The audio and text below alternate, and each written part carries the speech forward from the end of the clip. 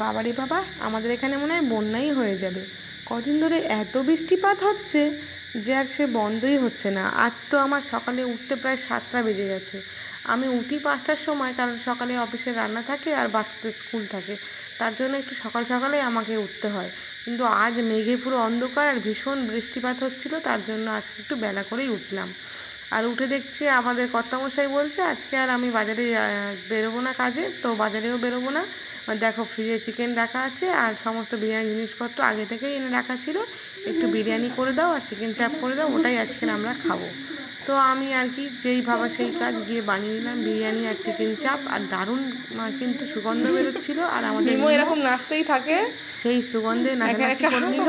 আর সকাল সকাল 1 প্লেট বিরিয়ানি আর চিকেন চাপ খেয়ে নিল। আর দেখো কত খুশি হয়েছে, নিজের মেকআপ বক্স নিয়ে খেলা শুরু করে দিয়েছে।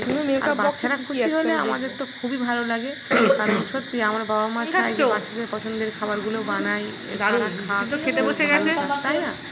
তো এই যে আরেকবার বিরিয়ানি হয়ে গেছে, তো মিমো তো বিরিয়ানি হলে 2-3 বার করে খেতেই থাকে।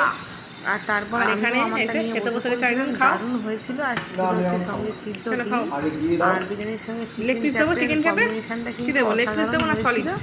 আমি বেশ কাজু বাটা, চালমগজ, তারপর কিশমিশ বাটা এগুলো দিয়ে আমি বেশ সুন্দর করে চিকেন চাপটা একদম দোকানের মতো রেডি করি। তো আমার হাতের এই চিকেন চাপটা ভীষণ পছন্দ করে।